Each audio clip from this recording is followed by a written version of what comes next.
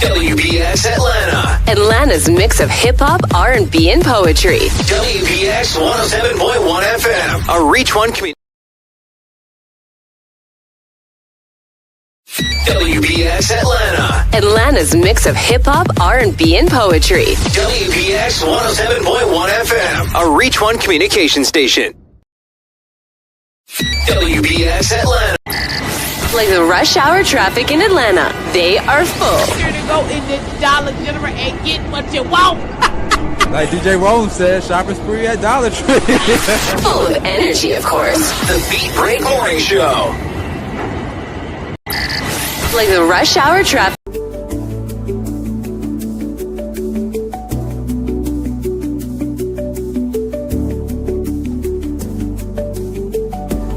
WBS Atlanta. Atlanta's mix of hip-hop, R&B, and poetry. WBS 107.1 FM. A Reach One communication station. WBS Atlanta. Atlanta's mix of hip-hop, R&B, and poetry. WBS 107.1 FM. A Reach One communication station. WBS Atlanta. Atlanta's mix of hip-hop, R&B, and poetry. WBS 107.1 FM. A Reach One communication station. WBS Atlanta. Atlanta's mix of hip-hop, R&B, and poetry. WBS 107.1 FM. A Reach One communication station. WBS Atlanta. Atlanta's mix of hip-hop, R&B, and poetry. WBS 107.1 FM. A Reach One communication station. WBS Atlanta. Atlanta's mix of hip-hop, R&B, and poetry. WBS 107.1 FM. A Reach One communication station. WBS Atlanta.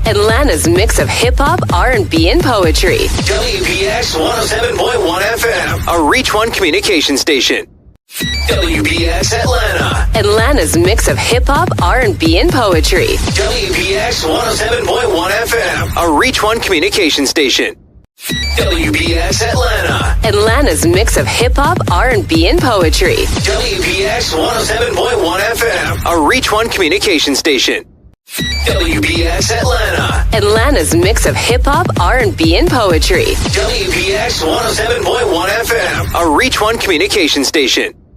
WBS Atlanta. Atlanta's mix of hip-hop, R&B, and poetry. WBS 107.1 FM. A Reach One communication station. WBS Atlanta. Atlanta's mix of hip-hop, R&B, and poetry. WBS 107.1 FM. A Reach One communication station. WBS Atlanta. Atlanta's mix of hip-hop, R&B, and poetry. WBS 107.1 FM. A Reach One communication station. WBS Atlanta. Atlanta's mix of hip-hop, R&B, and poetry. WBS 107.1 FM. A Reach One communication station. WBS Atlanta. Atlanta's mix of hip-hop, R&B, and poetry. WBS 107.1 FM. A Reach One communication station. WBS Atlanta. Atlanta's mix of hip-hop, R&B, and poetry. WBS 107.1 FM. A Reach One communication station. WBS Atlanta. Atlanta's mix of hip-hop, R&B, and poetry. WBS 107.1 FM. A Reach One communication station. WBS Atlanta.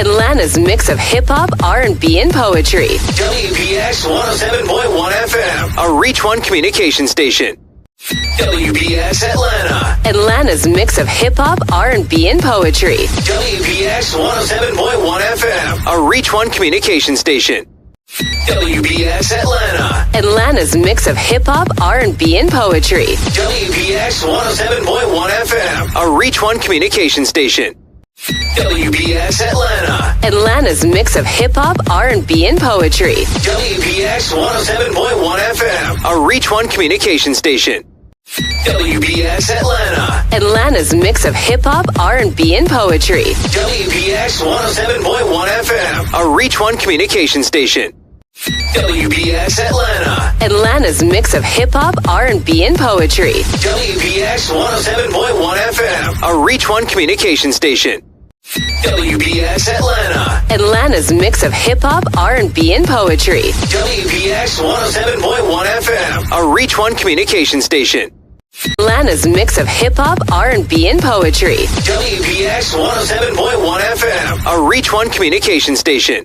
WBX Atlanta. Atlanta's mix of hip-hop, R&B, and poetry. WBX 107.1 FM. A Reach One communication station. WBX Atlanta. Atlanta's mix of hip-hop, R&B, and poetry. WBX 107.1 FM. A Reach One communication station. WBX Atlanta. Atlanta's mix of hip-hop, R&B, and poetry. WBX 107.1 FM. A Reach One communication station. WBX Atlanta. Atlanta's mix of hip-hop, R&B, and poetry. WBX 107.1 FM. A Reach One communication station.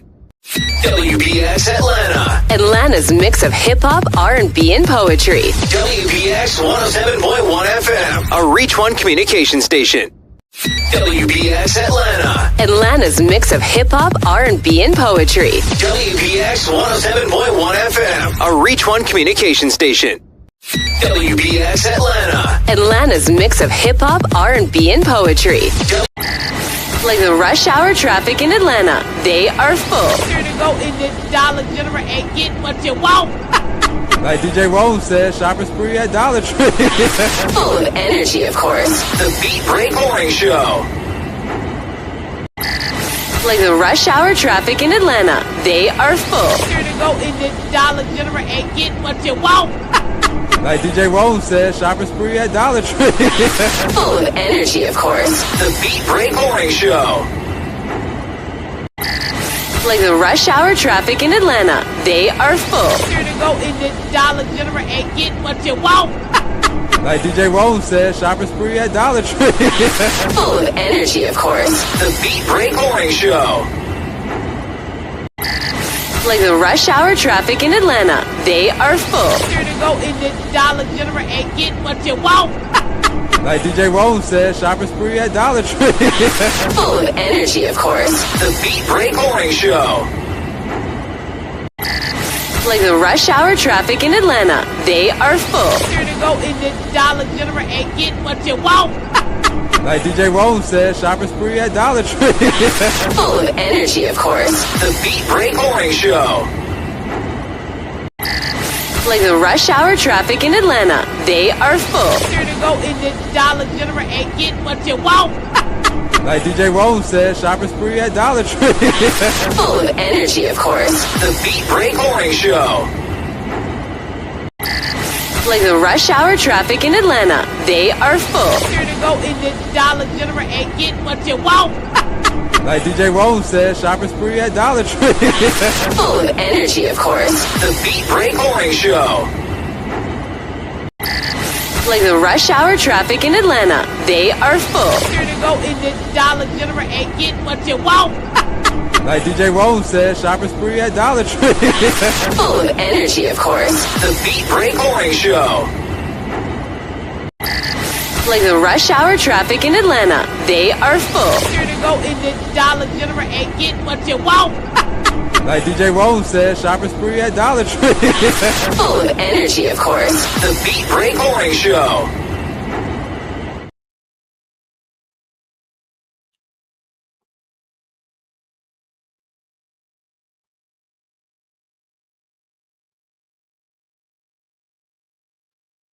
All right, this is what happens when you have to produce the entire show yourself. We're live, ladies and gentlemen.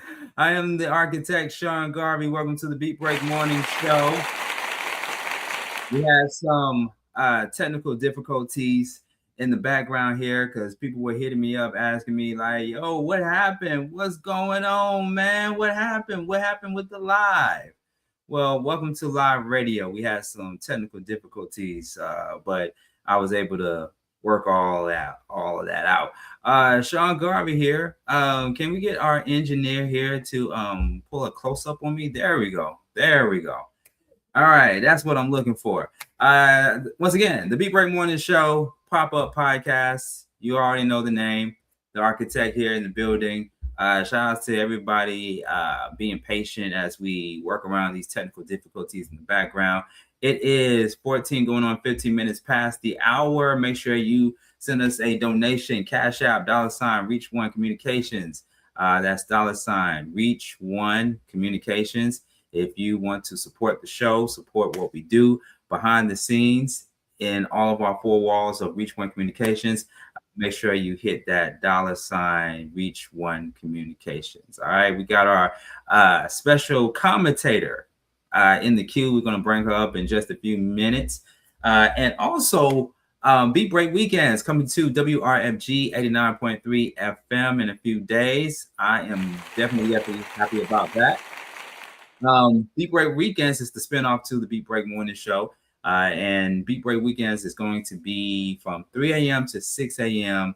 starting next Friday morning. That is on Juneteenth.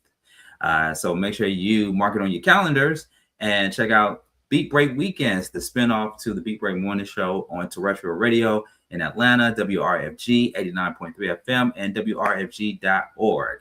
All right. So, like I said, pop-up podcast. I want to see the comments. Actually, I want to see the comments in real time on Instagram. I think we're going to need to end the Instagram live. I'm sorry, ladies and gentlemen. We're going to have to end the Instagram live and create a new Instagram live because due to the error we had earlier, it will cause me to not see the comments live on the air, but I want to see the comments. So let's see if we can do some editing here with our comments. We're going to remove this. Yes, I'm doing this in real time, boys and girls. I am doing this in real time. I've been in radio for those that are new to the Beat Break Morning Show and new to what I do. Sean Garvey, the host and producer of the Beat Break Morning Show, and also the co-owner of Reach One Communications. We are a multimedia company that specializes in radio, TV, podcasting, and so much more. And I wear many hats in the building. Oh, are we able? We're able to see it live? Oh, crap. Hey, all right. I was saying, ladies and gentlemen, let's see. We're gonna have to do something here. Let me end this live here. Hey, big shout outs to that NASCAR dude. Big shout outs to you, that NASCAR dude. Appreciate you. Thank you so much for checking in. We're gonna have to end it, but if you can join back in, when you see the pop-up notification. You can join back in on Instagram and watch me live. So we're going to do a little bit of this here. But like I was saying, ladies and gentlemen, the Beat Break Morning Show, we've been on Love 860 AM, WAEC, which used to be WERD back in the day. And we were the first secular hip-hop talk show on WAEC Love 860 AM, started in 2010. And we are one of the longest running radio shows on both terrestrial and internet radio. ATL's hottest award nominee for several years. And we also been highlighted in various newspapers and magazines. We've interviewed some of the best in the industry. We interviewed folks like Cat Williams, the RZA, Sparky D, Taraji P. Henson, Cedric the Entertainer. The list goes on and on and on. And we have receipts, by the way, too. So all of the receipts can be seen on our YouTube channel, the Beat Break AM Show. So after you get done watching this show, you can be a new subscriber. We definitely need new followers on our YouTube channel, the Beat Break AM Show. So make sure you become a new follower today, this evening, and subscribe to our YouTube channel, the Beat Break AM Show. That is the Beat Break AM Show, which used to be Reach One Network, but we had to rebrand it as the Beat Break AM Show. So if you don't mind, boys and girls, please be a subscriber. We need new followers. We need more followers. Be a subscriber to our YouTube channel, the Beat Break AM Show. And last but not least, we're still working on getting some things done here behind the scenes. Last but not least, download that Honey app to your Roku and your Amazon Fire TV right now. As you can see, I already got it up and running in the background here. So please definitely download the Honey app to your Roku and also to your Amazon Fire TV. if you are an Amazon Fire TV user, because we understand that everybody doesn't have a Roku TV just yet. But if you download the app today, you can watch shows like the Beat Break Morning Show and listen to all the 4 radio stations under Reach One Communications. And we also have video content, not just only our show, but also other people's shows as well. And we also have our Honey Saturday Night Box Office Premiere, a new movie every Saturday night. Like this Saturday night, we got a new movie premiering this Saturday night at 8 p.m. on the Honey streaming app. All right, so let's get down to business, ladies and gentlemen. 20 minutes past the hour. Topic of the morning or of the evening. I think I want to stop dating in Atlanta. Okay, so let me tell you guys how this topic has came about. So, you know, I've been on my mental health journey for quite some time now, especially when I did the mental space on 1380 WAOK a few years ago. And it's no secret that I've been very candid, not only about my professional life, but also about my personal life. My personal life includes being social, being engaging with the people, but most importantly, my dating life. Some situations has happened, both in the past and most recently. And I'm experiencing what many Americans and many people across the country have been experiencing for quite some time. They call it dating fatigue. And we obviously know what fatigue is. Tired, right? And so some of these situations, especially these situations that has happened to me recently, is what caused me to put up a post on Facebook that several people commented on. And I pushed the envelope. You know, I don't hold anything back. That's just me. I pushed the envelope. And I said in the Facebook post originally that triggered some folks, I said, Beat Break Morning Show topic, because I want to make sure I make a disclaimer here. And speaking of disclaimers, before I go any further, due to the nature of tonight's or this morning's broadcast, is going to contain some views, some opinions, and some perspectives that are going to be too strong for certain viewers and listeners. So if you feel like you are going to be triggered by anything that me or my panel guest will or may say during the duration of this broadcast, watch at your own risk or don't watch at all. Listen at your own risk or don't listen at all. Hopefully we can still be friends after the broadcast, but if we don't, I don't care. Okay, I'm just keeping it 100. Watch and or listen at your own risk. Okay. So the Facebook post I said was Beat Break Morning Show topic. I think I want to stop dating Black women in Atlanta. And that's what really set everything off. The comments were coming in, but it came from a place of, why would Sean Garvey say that? Like, I know him personally, and I know he has an admiration for a lot of Black women. I mean, of course, he came from a Black woman, you know. Okay, you've been around nothing but most of Black women most of your life. Okay, but why would he say that? Well, see, there's a method to my madness when I say that. Now, of course, you know, we've been doing the Beat Break Morning Show I just mentioned a few moments ago. We've been doing the Beat Break Morning Show since 2010 under a different name at the time before it blossomed into Beat Break Radio and so forth. We've always been controversial with our topics. We have had so many uncomfortable conversations. There have been times we almost got kicked off the air. But uncomfortable conversations can be healthy because we strive for change. We strive for solutions, and we strive for not only for entertainment, but also for information and for awareness. And sometimes and at times, certain topics will be touchy and controversial for a reason, though. But why did I mention Black women? Why did I have to put Black women in the ad? Why couldn't Sean just say, I'm going to stop dating in Atlanta, period, no matter what race it is? All right. Well, Atlanta's a Black city. And most of my life, I've been around mostly Black women. You know, like I said, I came from a Black woman.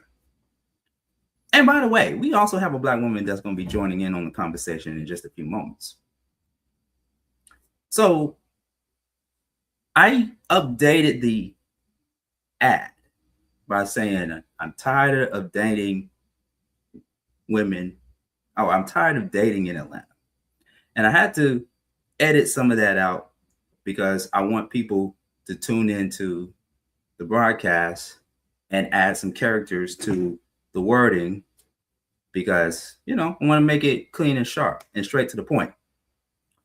But again, it's a method to my madness because of the likes and the comments that I've seen in the comment section. Because let's be real, ladies and gentlemen, we are in a world called social media. Social media is just an algorithm machine. And whatever is put out there is going to drive you to see what it's saying on that page for you to tune in and to watch this type of program. I ask people all the time, have you watched any of our shows since 2010 or the way up to 2026? If so, what is your favorite episode? Or what was your favorite episode? I mean, come on now. Come on. Let's have an open and honest conversation. Because if I say, hey, tune into the Beat Break Morning Show, we're going to have some hot topics. Are you going to really tune in? No, really? Nah, not really? No? Okay. All right. But I got y'all to tune in by me making that ad what it was. And I appreciate you all for it. But let's have a real conversation about the topic at hand, which I am going to put up back up in a few moments. Can we get it back up, engineer? There we go. I think I want to stop dating in Atlanta. So I had a few situations, and some I won't really talk too much about because some of those people are watching the show. I mean, this is what it is. But let's talk about it from a mental health standpoint because I did mention that it is, you know, very fatigued, if you will, and it's very tiring.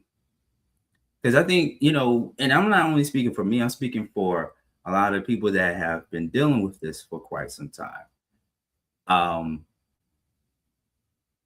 Let's talk about it. So, as a kid, my mom told me back in the day, like in the 90s, you know, all women want, Sean, is a nice guy. If you're nice to her, then, you know, you too can have a healthy relationship.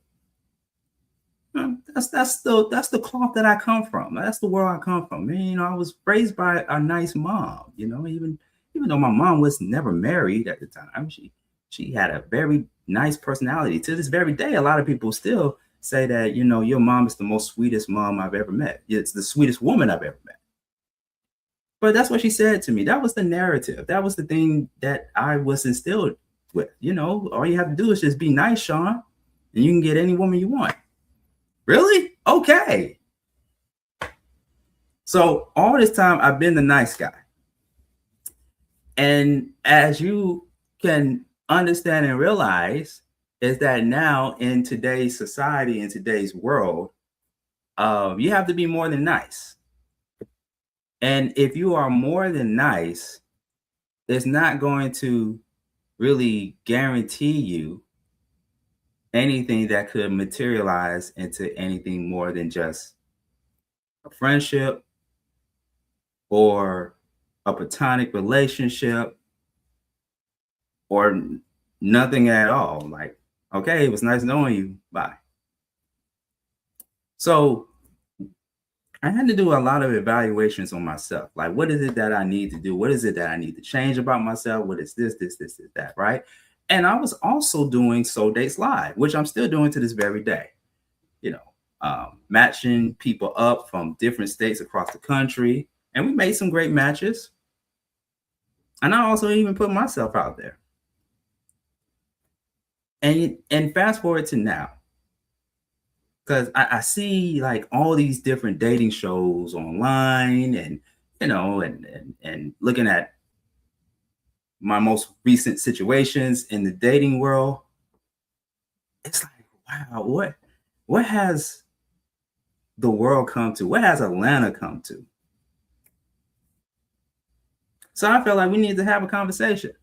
Let's talk about it. I think I want to stop dating in Atlanta. And we got some folks in the studio here.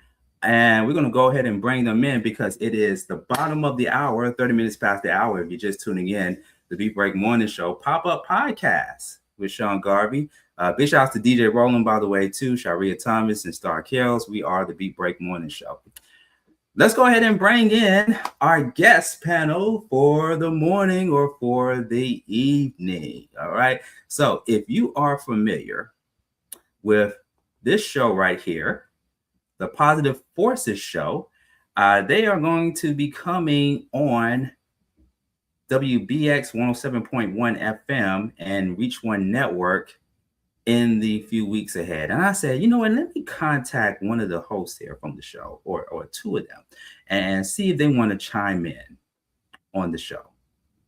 And I thought it was only right to, bring them on. They already have a podcast. They already have a show, and they talk about all things considered, relationships, dating, and so much more. And I thought it was just only right to get other people's perspectives on the topic at hand here.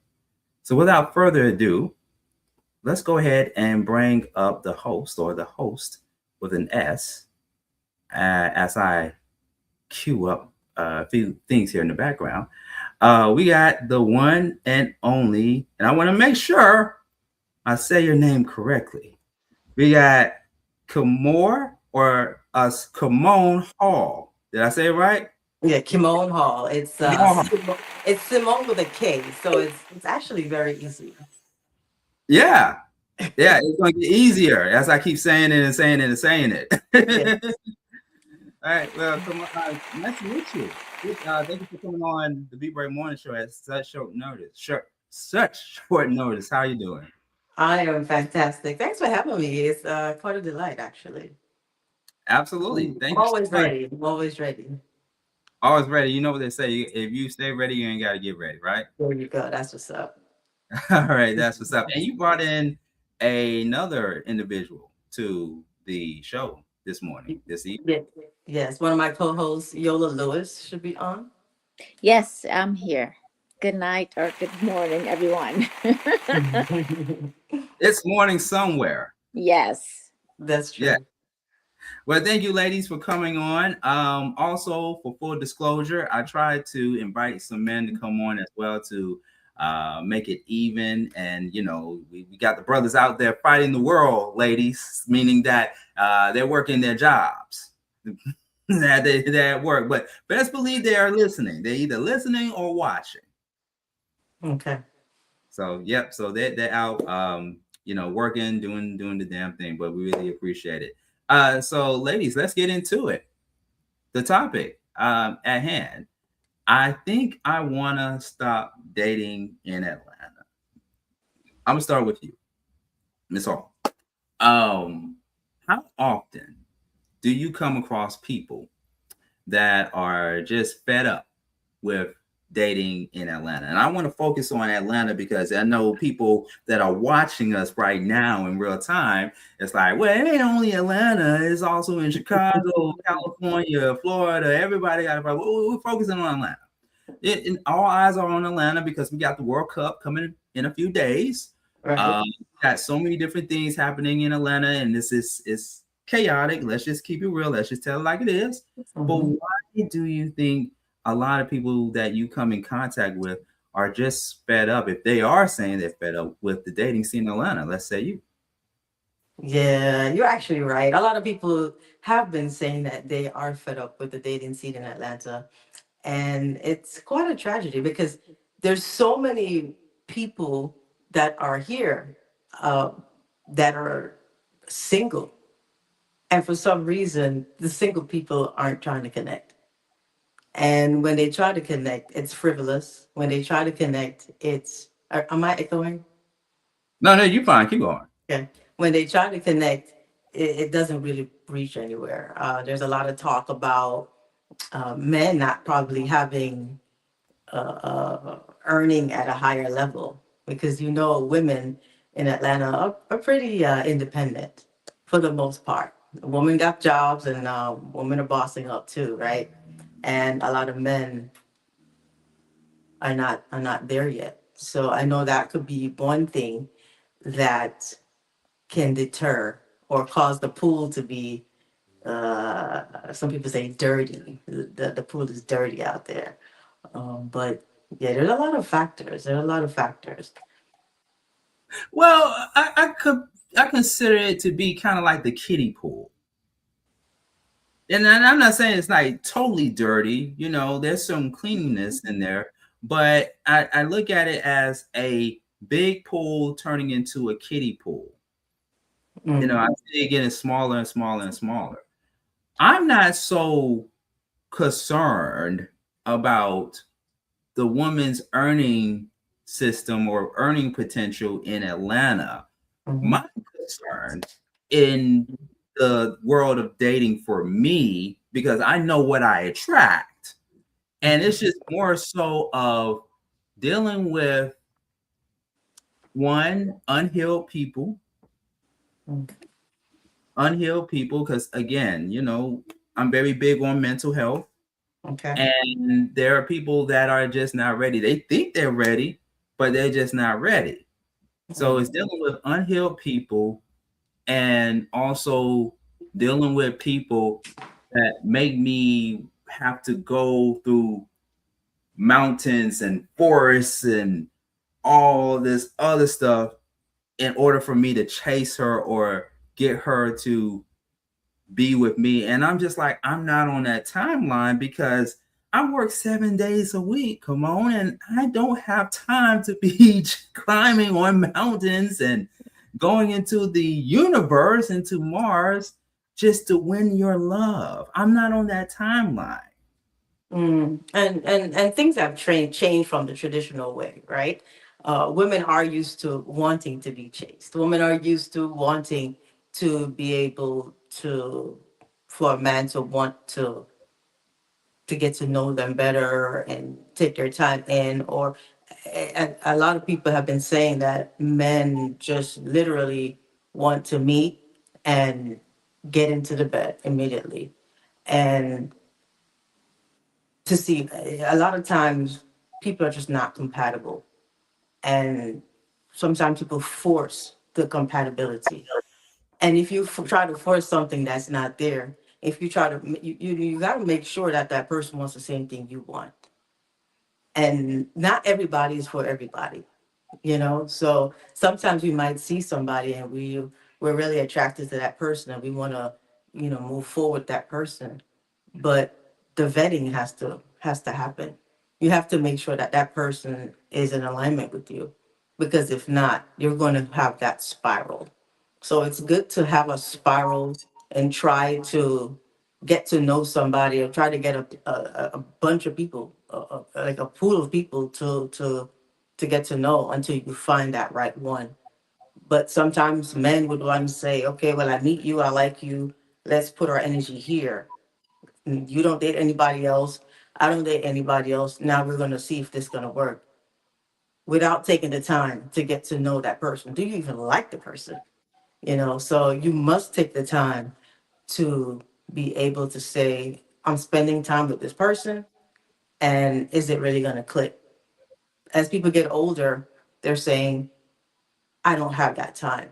But that time is still necessary, because if you want to build something lasting, you need to put the time in. If you want a situationship or something fleeting, then hey, that's a whole nother different energy.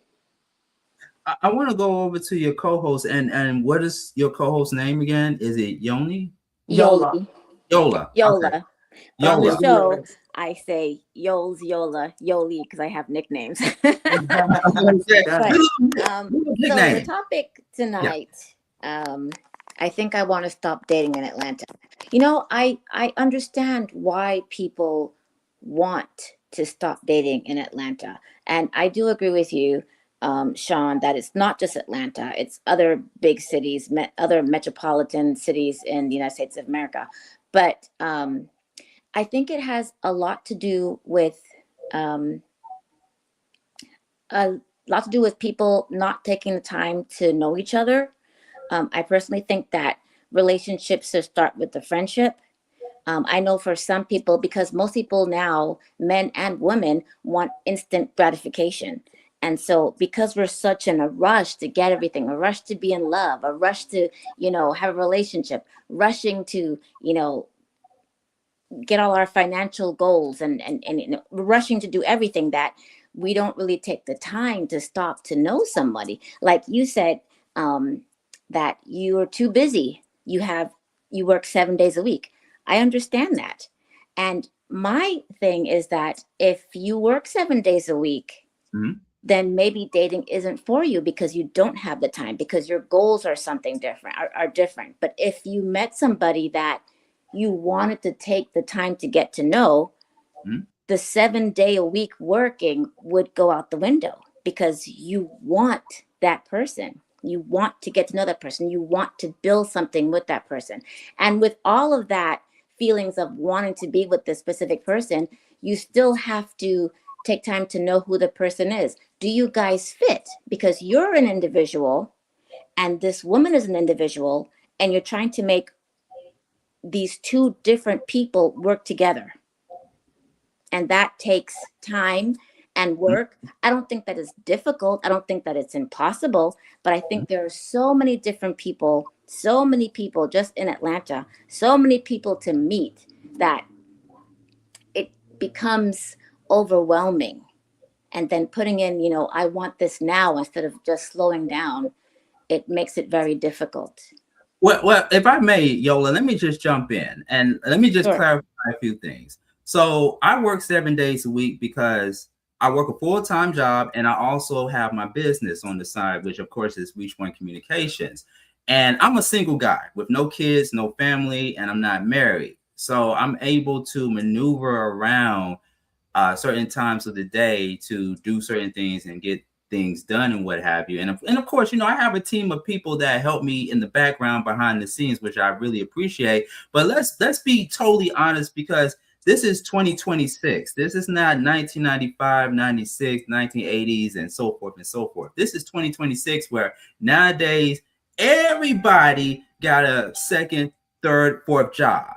Even Uber drivers and Lyft drivers, that's a side hustle. But to many people that do that, it's a job, because they may be working a full-time job, but also that full-time job is not probably bringing them enough money, and they got to go out and get a side hustle or another job so that way they can keep up with the economy that's happening right now. But I'm one of those people, to your response, Yola, and we'll come back over to you because I want to have you finish your point. The thing is this, it's like that saying, and we've had people say this all the time, whether it's on my platform or on other people's platforms, you make time for what you want. So I made time over the weekend and in previous weeks to go and be social and to meet people. And, of course, I'm a media guy, so I have to be social. I have to be out there in the community and be a part of the community and what have you. But I made time for people that potentially may be interested in me, or I may be interested in them. And so what that means is certain things that I do on the media side, I have to put on autopilot, or I have to put somebody onto it if I'm going out here and, trying to build something with somebody. And that person may be complementary to what I'm doing and vice versa. So I think that, to your point, I agree that if a person is working too crazy, or being like a workaholic or whatever, that could put a damper on trying to pursue somebody and what have you. But I also think too is you also got to look at it like this too, ladies, because again, we're having an honest conversation, right? There are also a lot of single mothers out there in the dating scene. Being a mother is just as much as a job as working a 9 to 5 and being an entrepreneur. And I know that I come from a single mom, a single parent household. So I know my mom had 2 jobs, but she still made time to go out and social and be in date and stuff like that. But it's all about what you can make time for. So can you make time for a brother like myself that's going out here and getting to the paper and everything? But can women also make time to also be with a guy like myself that's also going out here and getting it? But because here's the thing, we make time to be on social media. We're on social media every day. We're on our phones every day. We make time to be on this podcast, on this radio show. We make time to hang out with our friends. We make time to go on girls trips, cruise trips, and everything. But in the dating world, where we have so many options in front of us, it's like we try to make time for everybody because we're trying to see who is better, who can be more attentive, or who can I put in more time with, or whatever. I like this person, I like that person, I like this person. So it seemed like it's all a bunch of confusion. But I want to go back to Yola though, but I want you to please continue. So I think, yes, that some of us do have second jobs. We have very demanding jobs, but I still think that if you want something, like you said, you'll make time for it. It can be very difficult when you have somebody that is so driven and works so much and has so much going on with someone else who doesn't. So that's why compatibility is also very important. You both have to be on the same page. If you both are driven, great. You're both driven. You will find creative ways to check in with one another, to get to know one another, to spend time with one another. So I just don't think that it's impossible. I just think that a lot of us are like, the left hand is clapping and the right hand, but they're not clapping. They're just kind of flapping around in the air. You have people that are not compatible, trying to make something work that doesn't. You have people that are holding on to relationships that they shouldn't, when they can very well see either red flags or that it's just not going to work. It might not work because you think I'm too busy. It might not work because I don't think you're busy enough. But whatever it is, you need to be able to yes, juggle a few people. I'm not talking about 10 people, but juggle a few people until you find somebody that's really compatible with where you are in that space, in that moment. Mm-hmm. And I think that's difficult because most people, like I said, they just want to be with somebody so bad, that you're not really taking the time. And then I also say this a lot on the Positive Forces show, that for you to really be in a relationship, you have to get rid of your own baggage. Whatever baggage or trauma you have, that has to be taken care of before you should be in a relationship at all. Yeah, and that holds true to even to mental illness or mental trauma. You have to have that done, because with social media and all these different people you're going to meet, people that you're compatible with, people that you think you love, that you're attracted to, but you really don't like, are people that you're going to meet. And so you have to be able to, fix your own baggage and your own trauma. Some of us have more than others before you can really be with anyone, because that's not something that you want to bring into a relationship with everything else that we have coming at us. If it's not our kids, it's our boss. If it's not our boss, it's our job. If it's not our job, it's our bills. If it's not our bills, it's just a mountain of things. It's funny you say that, and we're gonna go to the comments before we go back to Kimon in a few seconds. And it's funny you said that because I just been like, again, I come across a lot of unhealed people, but I also come from a lot of people who have been in bad relationships, and I hear these ladies' stories. I say to people all the time, like the stories that I hear from ladies, I could write more scripts than Tyler Perry. I'm serious because they telling me like it comes up in conversations when I'm talking to a woman, you know, and to be fair, I also be candid about my past relationships, right?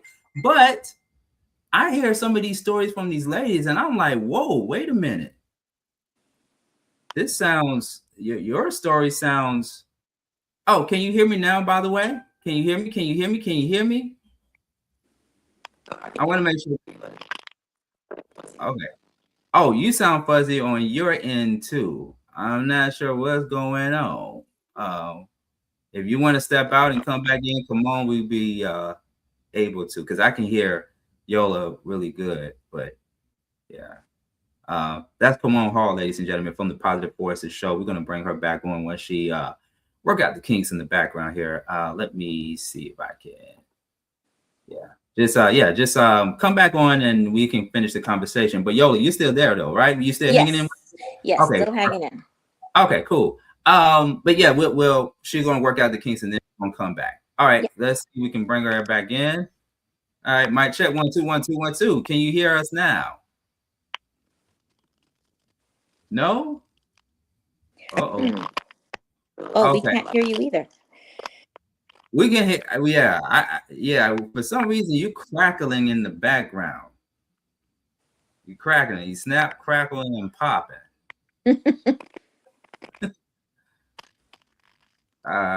Yeah. I'm not sure what's going on, but if you need to shut it off and then reboot, shut it back on or whatever, do that, because we can hear you good at first. I'm not sure what happened. Yeah, that's weird. Yeah, but yeah, if you can shut it off and then come back on, that'd be great. All right. While Kimon is working on that, there we go. While she's working on that, so let me finish my assessment really quick. So you know, when you dealing with unhealed people, right? And again, we got you. We see you in the comments. We're gonna come to you. When you're dealing with unhealed people that are coming out of bad relationships, it's like I do most of the listening, and I choose a time when to come in to say what I need to say. And like at times I put myself in the therapist chair as a mental health advocate. I always tell people I'm a mental health advocate for disclosure purposes. But I put myself in the therapist chair at times because I not only want to listen to you, and you know, I'm listening to you in real time and everything, but I also want to serve as a person that could potentially get you to think like a problem solver, because I cannot be your problem solver. I can only provide some alternative suggestions on what could be possible for you to do to solve whatever stuff that needs to be resolved. And then you can take it and run with it, or get you to think what solutions are out there. Like, you know, we could be dating, Yola and I, and you come to me with something that happened in the past with your ex-boyfriend or whatever. And I'm just listening. I'm not saying anything. I'm not cutting you off. I'm not interrupting or anything of that nature. I'm just listening. And I was like, well, you know, Yola, you know, how about, have you ever thought about like just taking some time to, you know, go to the mountains or go outside of Atlanta? Because Atlanta is just full of distractions. You know, just go somewhere and just do some reflection or whatever. Like, have you ever considered that? You know, offer some of those suggestions or what have you. Yeah. You know what I mean? Um, because I can't heal your trauma. I can't be that person to come into your life and be like, hey, I'm here to solve all your problems that your ex-boyfriend put on you before you met me. Right. And honestly, I don't think you're supposed to. I don't think you should. But I think lots of people in relationships feel like their partner should be what I would call their everything, their counselor, their social worker, and everything under the sun. And I think, and Kimon feels the same way too, that it's not right to put all of that on your partner because that's a lot. It's very heavy, Yeah. or it can be. Yeah, it's a lot. It's a lot to take in. 5 minutes before the top of the hour, it is the Beat Break Morning Show. We're gonna go to the comments, Yola, and see what the people are saying. Shout outs to Tammy on the check-in from North Carolina. She says, I agree. Well, which part? Which point did you agree with? Maybe all of what we said thus far, or just certain points? Put it in the comment section if you are still watching us and listening to us. Let's go over to Buffy. Buffy says, no, people are looking for the social media fairy tale. That's There, interesting. there is a such thing as a social media fairy tale. Yes, absolutely. Interesting. We got Kimon back on. Kimon, can you hear us now? Yes, much clearer. All right. Yeah. Let's get it. All right, let's continue on with the comments here. Social media, Buffy continues to go on and says social media has corrupted the minds of many people. People don't even want to commit the traditional way. They want multiple people. She also goes on to say they like Sally's hair, Belinda's shape, Barbara's cooking, and Lenny's sex. With an exclamation point. That's true. Let's go to Kimon now that she's back on. Kimon, what do you think about those comments from Buffy? What are your thoughts? Well, that is true. And people are not just dating one person anymore. People are utilizing the different avenues that other people can give to them. Like she said, for the sex, for who's going to pay for the rent, who's going to pay the mortgage, who's going to pay, and I think that, it's what's happening. And before, men would do that, right? Men would have their family, and then they'll still have somebody else out in the community somewhere else, or they have another family somewhere else. So I think women have started to be able to do that too, or felt like they wanted to do that too. And is it right? That's up to the person to decide, I think that eventually, though, that could wear somebody out. And that dynamic works for some people. And some people even take married men, just because they don't want that commitment. And they will, break up somebody's home just because, their situation, it's all selfish to me. The situation has to be taken care of.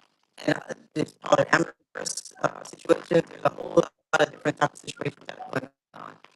But if someone is upfront and vocal about their needs or what they want or what they're expecting in a relationship, then at least once they're transparent, then that's up to the person to decide. But that is happening now. Many people are dating multiple people, numerous people for different reasons. Yeah. Oh, and by the way, we still hear the crackling noise, by the way, too. We got some people saying, we can't understand her. We can't understand. I don't know what's going on. I don't know what's going on. Come on. Yeah, but we still hear the crackling there. So I just wanted to let you know that. But yeah, people are out here dating multiple people at the same time. I remember someone said in a IG live once upon a time, like dating is like going on a shopping spree for shoes. You go into the store and you see a pair of shoes that you really like and you want to try on, but at the same time, you want to see what else is in the back. And next thing you know, you find yourself having to go in the back and you see a wide range of shoes just all over, and you like, I love this one, I love this one, I love this one, I love this one. I'm like, how you gonna take all those shoes out of the mall? How you gonna take all them shoes out of the store? You know what I mean? And your eyes set on that one, and you may not even get that one that you saw in the store that you had your eyes set on. You just like, I'm gonna take them all, and I just come back and get those shoes that I have my eyes set on at a later date in time. And it's the same way with relationships. You probably passed on that guy that could have been a blessing to you for the other people that you really had your eyes set on. And it could be just because of the aesthetics, this, that, and the other. And next thing you know, you getting heartbroken again. You're in bad relationships because you just chose wrong. You just chose wrong. We're at the top of the hour right here on the Beat Break Morning Show on WBX 107.1 FM and also on Reach One Network. We're going to hit this station ID, and then we're going to come back and continue on with the rest of the conversation for the next few minutes right here on the Beat Break Morning Show. WBX Atlanta. Atlanta's mix of hip hop, R&B, and poetry. WBX 107.1 FM. A Reach One communication station. Like the rush hour traffic in Atlanta, they are full. Sure to go in the Dollar General and get what you want. Like DJ Rome said, shopping spree at Dollar Tree. Full of energy, of course. The Beat Break Morning Show. All right, and we're back, ladies and gentlemen, right here on the Beat Break Morning Show. Sean Garvey, DJ Rollum, Sharia Thomas, and the one and only Star Kells. We are joined by the host of the Positive Forces show that is going to be premiering on WBX 107.1 FM as well as on Reach One Network. We got host Kamon Hall and Yola joining with us on this morning's conversation. And if you're just tuning in, the topic of discussion is, I think I want to stop dating in the ATL. Because the ATL is Right. Wow. Too many hurt people. A lot of hurt Stop people. dating. Mental health. That's my point, though. That's my point. That I'm glad you said that. I'm glad you said that because hurt people, right? So let's get into it. Yeah. Let's get into it. Okay. So here's why I chose the topic that I chose in Atlanta, right? Because I put it out there on Facebook. If you follow me at Sean Garvey on Facebook, I put a post out there basically saying, I think I want to stop dating Black women in Atlanta. That triggered some people. And to be quite honest and candid, if I can, come on, and Yola, I may have caused a breakup relationship last night. Oh no. Now I won't get too much into it, but let's just say that prior to the show, I called up a friend of mine. I told her that, hey, I put a post. This is what it says. I think I want to stop dating Black women in Atlanta. And when she heard that, all hell broke loose. I wonder why. What was her response? This is why you men, you N-words, can't handle a strong Black woman. I have heard that 100 to 1,000 times. Whenever a conversation or whenever a man speaks out and says, hey, I love my sisters, but I think I don't want to date Black women in this particular city, or they may just say in general, like, hey, I'm probably going to have to date outside of my race or whatever. And when a woman of color hears that, she feels some type of way, right? But let's be fair though. Let's be fair. I hear more of Black women in my community say negative things about Black men every day. I don't hear much about Black men saying negative things about Black women. Maybe it's just me, but I come from community. And I had this conversation with my friend and a few other people last night. The world that I came from, which is community, it was simple at the time. If you like somebody, you like somebody, you go on a date with that person. If it works out, cool. If it goes into the next level, which is a exclusive relationship, and then eventually a marriage and everything, cool. And if it doesn't work, it doesn't work, right? It doesn't work. Yeah. But nowadays, because we got situationships and all these other stuff, all these kind of new age relationships and everything, what it does is that, and it goes back to, like I said, the women that I have encountered over the years, especially in a city like Atlanta. When you are talking to a woman in Atlanta and she got all this built up trauma from past bad toxic relationships that could contain substance abuse, domestic violence, the whole nine, and you bringing it into a new person's space that doesn't know you from a can of paint. You may not know your entire story, but he wants to get to know you and everything. And it could be something that you said in the conversation or something that you done physically, not putting your hands on her or anything of that nature, but it could be something that triggers her because it reminded her of what happened to her in her past. And I'm just like, yo, I'm sorry for what you've been through and everything, but at the same time, I wasn't there. I didn't have anything to do with what happened to you in the past or whatever. You know, you try not to be insensitive or anything, but it is what it is.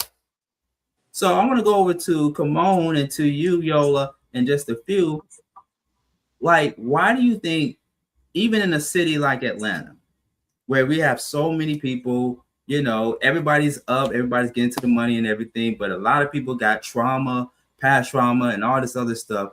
Why do you think they jump into the dating scene too quickly, unhealed, and bringing all that into someone's energy, someone's space that they may not be ready for? Why is that?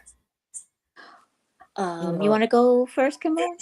Yeah, I can go first. Okay, go Again, some people just cannot do without being in a relationship, whether they're healed or not, whether they're still going through, whether they're separated. Some people just don't like to be single. Now, again, if someone is going through something, the full disclosure should be said, especially if you, as a man, realize that this lady, you've triggered her. When you've triggered her, I guess her response is going to be what will shape the rest of the relationship moving forward. If she's angry about it, and if you really love her or really like her, somebody you just met, you're like, I'm really interested, then are you emotionally ready to be able to say, hey, we can go through this together, even though I had nothing to do with it? Or you can say, hey, I would prefer you to go get healed before we even, or go to therapy before we even decide that we can be together. So there are two ways of looking at it. Some people don't want another job, or they don't want to become that therapist to fix that person. And that's great.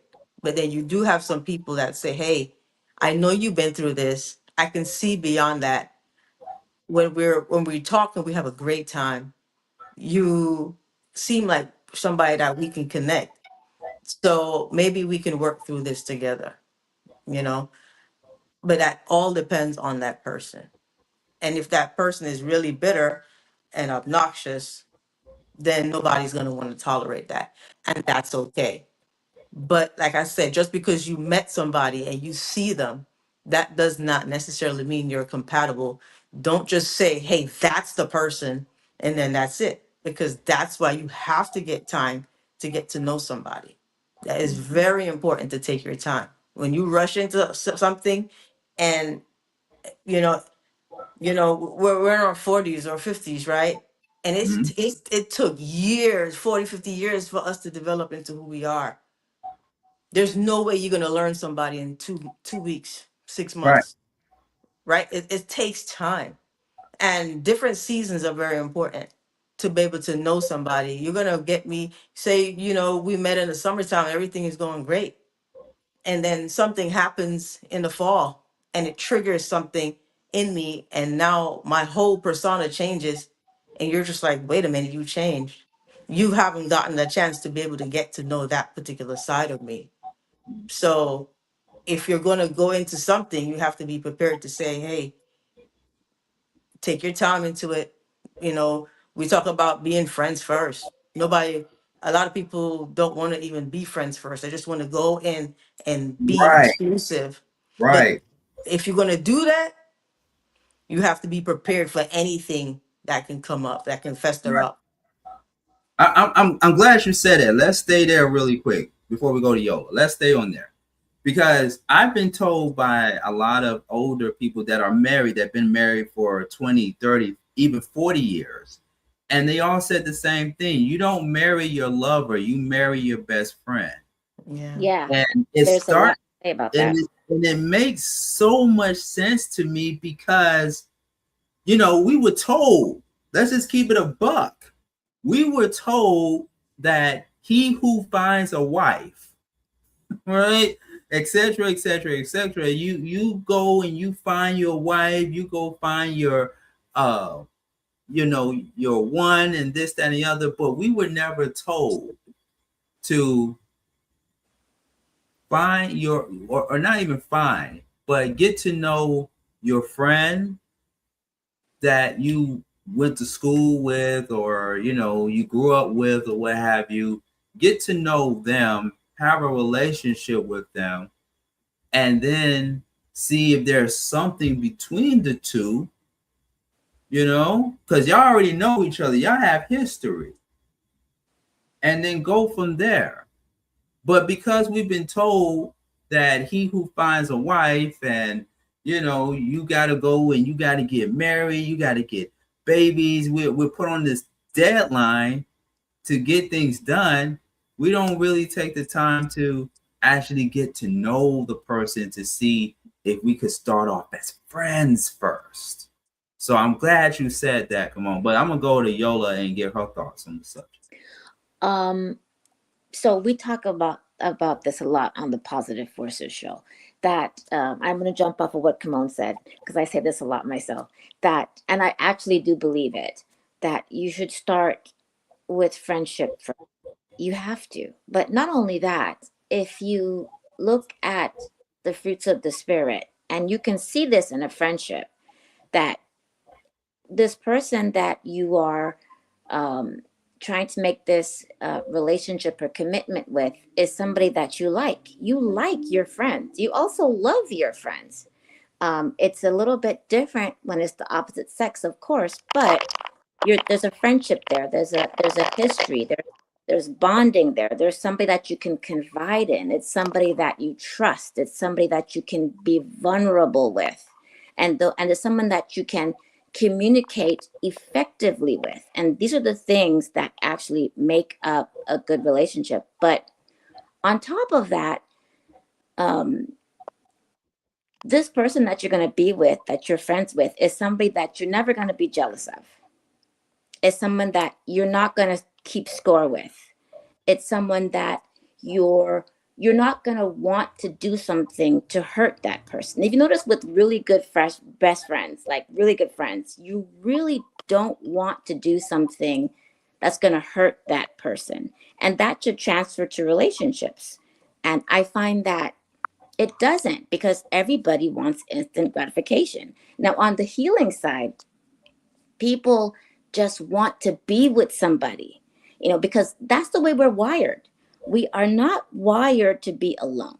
We are wired to love one another and be with somebody. This is our makeup. This is how we are made by design. We're not meant to be alone. But I don't think that we do it right. We're getting hurt by people that are hurt, and we're taking that hurt to other people that could be healed or not hurt. And then that pain that you're now inflicting is on that new person, and that person that's not going to work. And that person now takes that pain and puts it on someone else. So you end up with a pool full of pee and full of hurt people. And it's just hard to navigate that for the ones of us that have gone through the work and that have gone through the healing, or those of us that have not been hurt. It makes it difficult for us. But yeah, it has to start with friendship, and it has to start with the inner healing. You have to be able to heal yourself, whether that's through therapy, self-books, or both. But it's something that you have to identify in yourself and consciously do so that you can be with somebody. Because ultimately, you're supposed to be a blessing, right? You should be. You should be a blessing. You should be a blessing or a compliment or an addition to someone's life that's positive. You should be. So when your partner comes in and they've had a bad day, you don't take it personally. It's not about you. Take yourself out of it and understand that this person is going through something, that you can be there for that person in what capacity they need without losing yourself, but also being there for that person for what they need. Right now, there's a term called emotional intelligence. And that's one of the things that I'm starting to look for when I'm out here dating, is emotional intelligence on both sides. But it seemed like I just use my previous examples. It seems like when I meet someone and, I'm telling her, hey, I lost someone. It could be, from death or what have you, or I'm having some issues with some family members, this, that, and the third, it could be that scenario, right? So I'm telling her all this, and she's just like, oh, well, I'm sorry to hear that. Like, oh, damn, that's messed up. Yeah, so I just came back from getting my hair did, and it's like, oh, wow. Hear what I just like. Now you want to switch subjects, or it may not even be a switching subject type of situation, but you could just kind of feel the energy that somebody is just going through something, and it's that saying, it's not what you say, it's how you say it. So you could say something to a person like, well, just go over and go to that place and just watch a movie or something, as opposed to just saying, hey, is everything okay? Do you want to talk about it? Like, to me, that's emotional intelligence. If I know, if I'm feeling some type of energy that's not right, that's off or whatever, I'm not going to be nonchalant about it. I'm going to be like, hey, is everything okay? Let's talk. Let's go get something to drink, or, call me or whatever. Let's talk about it. Why do you think we lack emotional intelligence? Or why do we hear like one side say, oh, I want a man who has emotion, is emotionally intelligent and stuff, but we can't get the same thing back? What's going on with that? I think that some people don't really know what emotional intelligence is. And I think for some people, it's just a phrase that's thrown out there that sounds good, and they just run with it, but they really don't know what it is. But then in addition to that, I think that with emotional intelligence, you have to be able to be in tune with yourself and with that person. And then also know what that person needs to hear. Because sometimes people don't want to be asked, how can I help you? Sometimes they might just want to sit with you in silence, and just the fact that you're there is good enough. But I think that lots of times people don't quite know what that is. And I also think we haven't really been taught how to be emotionally intelligent, or how to communicate effectively, or how to know each other's styles of communication and each other's styles of affection. And so you get two people that are not on the same wavelength because they don't really know each other. I don't really deep down in your core know what you like and need, because we haven't had those conversations. You have to have those conversations. And that's part of the getting to know somebody, is having those conversations where I'm actually asking you the stuff that I need to know about you to see if we can actually make it work. What do you think, Kimmy? Yeah, I was gonna go to you. You agree, or you got a retort? What we got? Come on.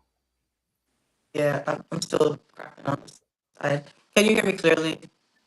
It's still sounding choppy. It's still breaking up, but we're gonna do the best we can with you. All right, I'm going to try another medium. But the thing is this: some people just aren't ready. If you tell somebody that some people don't have the experience, and you can't ask somebody to pour from a cup that's empty or a cup that has never been filled before. Some people, you can, if somebody said, hey, I'm going through the loss of someone, and they've never experienced that, the most that they can probably do is try to be there to console you, be present, say, hey, is there anything I can do? There's not much that they can do to say, hey, I've been through that, right? Then you have somebody that has been through that, and then they can be more of use to you in that situation. But sometimes I know people don't really want things fixed. They just want somebody that can sit in it. And not everybody can sit into something that they're not familiar with. And the reaction that you want from somebody is not always the reaction that you're going to get. A lot of times we put on people the way we expect them to react to us, the way we react to them. Sometimes we know that, hey, we're a great listener. We're going to be there for you. Anything you need, I'm there, right? But you can't expect that from somebody because you don't know what their environment was like. You don't know if they even knew how to bond with their family. You have no clue if it's something new of the experience that that person has had. And you might think that person is not enough or doing enough, and them being on the phone, just even trying to sit through it, is all that they have.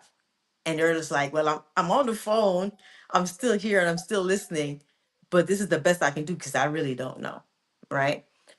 So that kind of shows that that person might not be a compatible person for you, especially if there are other areas too. But a lot of times we try to make or change people or hope people into what we want, and you can't. You're just like, hey, this is what I would have done. I would try to be there for you. I would, call a therapist. I would, call up a pastor or clergy or somebody to talk to you. I can get referrals. You might have somebody that's resourceful like that. And then you have somebody that's just like, hey, I don't even know how to handle that. So, you have to give people grace sometimes too, and literally realize if that person is on your level. We can't put people where they're not. A lot to take in on that one. Back to the comment section. Buffy, she got a whole lot to say on this topic. Trying to fill a void. Trying to fill a void. Trying to fill that empty chair that's been sitting there for quite some time. Emotionally dependent.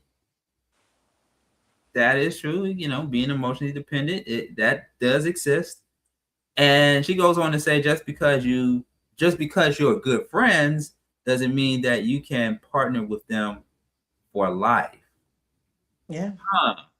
it's very true. That's it. That's it. That, you know, but that's interesting because even though we want to preach or say that you want to be best friends first, you want to marry your best friend and stuff like that. Look, I got a lot of friends. I got a lot of female friends that I've known since grade school, but most of them I don't see myself marrying. You know what I'm saying? I don't see myself marrying. But I do have friends like DJ Roland from the morning show, of course. DJ Roland, shout out to DJ Roland. He finally married his best friend a few years ago. He's known this woman for a long time, but the two of them, before they got married, they dated other people. Yeah. So, you know, they dated other people just to see what was out there and stuff. And then later on, they just came together and said, hey, why not? You know what I'm saying? You can't force somebody though. And what if your friend doesn't see you that like they're just like no, like we're friends. I don't want to even think of having a relationship with you other than that because I just never want to mess up our friendship, right? So that could be a thing too. Person might not be attracted to you, but they might just think that you're just not it for them. Just because you're best friends, that's a good qualification, but it's not the red flag. It's not the green flag to say yes. You know. I will say that I will stand on the you should be friends first, and I can explain why. Okay. We are human beings, creatures, men and women, and I don't care what anybody says. We are first having attraction, right? That's the first thing that happens. We just talked about this on Saturday on our show, but people are attracted to each other. And what I'm saying by being friends first is that, yes, you have an attraction for somebody. Don't just jump into a relationship. That's basically what it is. You have an attraction to somebody? Great. Be their friend first. Get to know that person. Say that I want to be friends first. Those are the words that come out of your mouth. Now, I'm sure there are other people that you're the person, your DJ, Sean, that, you know, they were friends for a long time. They dated other people. They came together after the fact. I've seen this story before. I'm sure that it exists. And I don't have a problem with that either because they both know each other. And there's a very good chance that they will last because they know each other so well. And they happen to care about each other, love each other, and are attracted to each other, but just maybe one didn't realize that they were on the different wavelengths at different times. But of course, it's going to start with attraction first. I'm just saying that once you're in that attraction, then your next thing should not be, I'm in a relationship with this person. It should be, let's be friends and get to know each other. And through that friendship, you had an attraction. So through that friendship and communication and effective communication and talking and getting to know each other, then you can decide, hey, let's give it a try. Let's try to be in a relationship. Because even that, I think, should be discussed. I find that men and women, they wake up one day and they think they're in a relationship with somebody, and then they realize that they're not. And that's because they don't talk about it. When you decide to be in a committed relationship with somebody, this is something that you should discuss. It's not something that you make up in your mind because you're delusional and because you guys get along so well and you laugh so well with each other. It has to be more than that. It has to be discussed. So, yeah. Well, all I can say, I'll say this. It's like,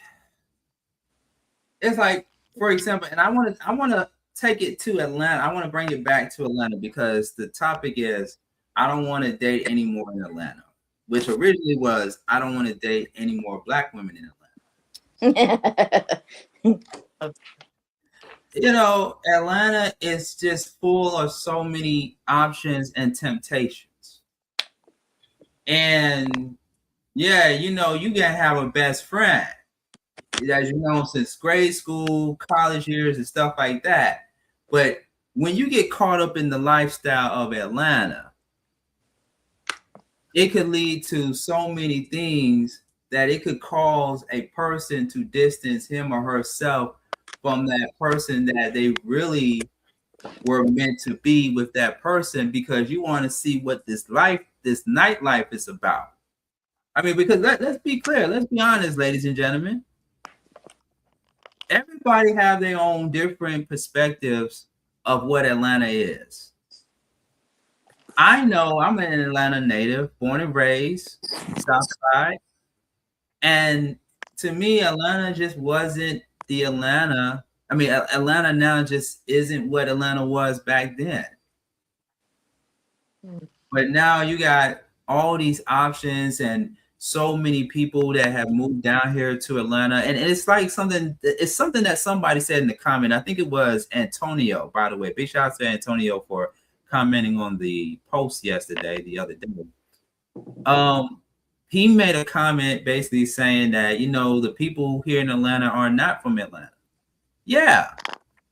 There's a lot of people here in Atlanta that are not from Atlanta, but they bring a different kind of energy to Atlanta. And sometimes people can go off of that other person's energy and make it into something that could be either positive or that could be negative. I'm a firm believer that people are a reflection of their own environment. And, it's not where you're from, it's where you're at. We said that before. It's not where you're from, where you're at. Look, I could be from the projects. I could be from the hood of hood, move to Beverly Hills, and only be attracted to a certain type because I spent years in Beverly Hills, and that's who I am. Like, I'm not into hood chicks. I'm into elite chicks, elite women, because that's all I see all the time in Beverly Hills, even though I come from the hood. So again, with Atlanta and the women in Atlanta and stuff, and even the men, because I gotta throw the men into the conversation as well too. People get caught up in the turn up lifestyle. That's what I think about Atlanta for the most part right now. Is it's a turn up city. Everybody want to get turned up. When people think of Atlanta, and like I said, different people think of Atlanta differently. People think of Tyler Perry, Magic City, Lemon Pepper Wings, entertainment, music, you know what I'm saying? Like this Black Hollywood, Black excellence and stuff like that. And to Kamon's point earlier, of people making a certain amount of money and being in a different tax bracket, and it's like, oh, I'm up. I gotta have a certain caliber of women. I gotta have a certain caliber of men, this, that, and the other, and everything. But then, you got regular guys, you got everyday working guys or whatever, and they're not trying to get caught up in the lifestyle. And you're just like, oh, I don't want to deal with him. He's not turned up like I am. And that's what is. I mean, is that what Atlanta has come down to? Is Atlanta really the problem for a lot of messed up relationships? Let's talk about that for a second. Do you think Atlanta is also the problem? We're turned up. Come on, I'm gonna go to come on. Is it turned up? Too turned up? There's an air. There's an aura. There's an air. There's some energy here in Atlanta that's different. I grew up in New York, right? Relationships. I see. Come on. I see it. What you talking about? Just thrived in New York. You know what I'm saying? When you come here, it's like I see a lot of couples that are married. They have to really fight to keep their marriage together because of the temptation, because of everybody wants to turn up. So coming from, say, someplace that and New York is a big city too, right? In New York, some people could say, hey, New York might be more turned up than the A, right? But it all depends on where that person gets what's feeding them, right? So if you have somebody that say, okay, they were born here in the A, they want to turn up, they want to do whatever. When is that enough? When do they say, hey, and you got the songs, Welcome to Atlanta, where the players play, right? So you got the men playing players, and the women start to want to play and be players too. But but the people that are singing that are usually married. People that are singing that, they're doing that for the public. A lot of artists, they got the girls, they got the gold, they got everything, they got the cars on the video. But that's just video, that's work. When they go home, they're home with their family, they're home with their wife. But they project that. So people think that, okay, yeah, we have to be that way. But the artists really aren't that. Look at you, you talk about T.I. Come on, man, he's big in the A. He's one of them running the A. But he's married. His songs, you would never think that he is a family man, right? Tyler Perry, I mean, you look at what they say they project, what they sing about, but their lifestyle. He's a businessman. That man owns a lot of restaurants. He's building up housing. Like he's doing his thing, right? And it's not just so the ideology. Sometimes people get that from the music, and if you're gonna take your perspective from the music, then that's a different thing. I mean, again, this is not the Atlanta that I grew up seeing. And it's all has changed. And I am all for the progression of Black people in Atlanta. I'm all for it. But has it come down, and this may be a question to you, Yola, has it come down to where we have become overzealous with the whole Black excellence thing, that it could spill into the dating scene, into the relationship? Like, yeah, I'm up, I got my own crib, my car and everything. I don't need a man to validate me, this, that, and the other. I'm up. Like, and some people don't need it. Have we become overzealous with the Black excellence in Atlanta, and it spills into the relationship? No, I don't think that Atlanta's too turned up. I don't think that it's too much of that. I think that Atlanta is a wonderful place for Black people to grow, have businesses, be successful, and we need that. Black people need that. I've been living here. Sorry, Sean, but I too am a transplant. But I've been living in Georgia since 1992, and I have seen it change from the influx of different people from other states, other cities, and other countries coming to Atlanta to have the Atlanta dream. I said the other day on the Positive Forces show, I said that I was tired of people, all of us, making excuses. I was tired of us making excuses for our behavior, saying that, oh, well, it's too turned up and and that's why the relationship are bad. We're too high up, I don't need a man, and all these ridiculous things that don't really get to the heart of the core of you as a person, as a man, as a woman. It's like the social media and all of the turned up of Atlanta. It's so much, yes, but at what point do you, as a normal, regular human being, despite all of the flash and money and the cars and all of this, start making choices that are responsible? At what point do you do that? At what point do you grow up, basically?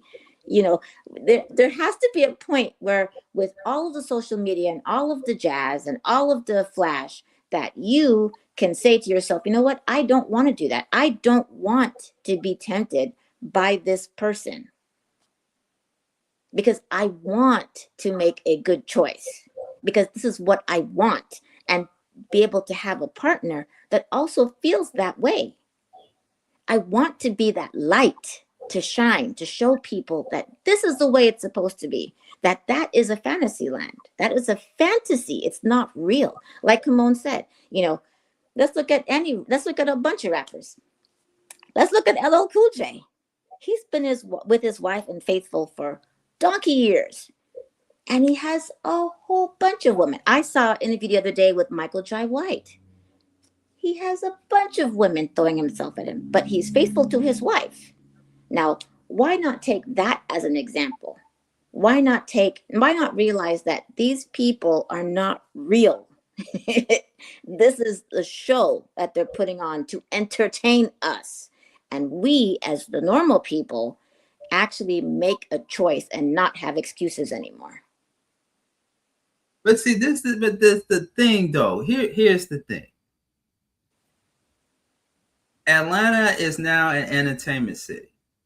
Like you said, Tyler Perry, and let's just say, I mean, this is the thing. Like when people think of Atlanta, think of Tyler Perry. Look, I get asked questions whenever I'm out of state, whenever I'm out of town, and I tell people I'm from Atlanta. The first thing they ask me is, do you know Tyler Perry? No, I don't, man. It just, no, I don't. But here's the thing, though. It's an entertainment city. It's been an entertainment city for, 3 or 4 decades now. And it's like, again, people getting caught up in the lifestyle and spilling it into relationships, into the dating market. Like, oh, this person on TV, that person, they got this, and I want my man or I want my girl to have the same kind of stuff that I see this person on television has or whatever. But to your point, it's not real. Like everything is fake. But we also live in a social media world where people put themselves out there on social media, living the lifestyle that a lot of people think is real, but it's fake at the same time. So that's another argument right there. But let's also factor in the music. Let's factor that in for one quick second within the few minutes that we have here on the Beat Break Morning Show. Let's factor in the music. I believe, especially as a music lover, because I love hip hop to death. Same. I love hip hop, right? I also love R&B. But I know the impact that music has made on African Americans for years, even with the modern music that's happening right now.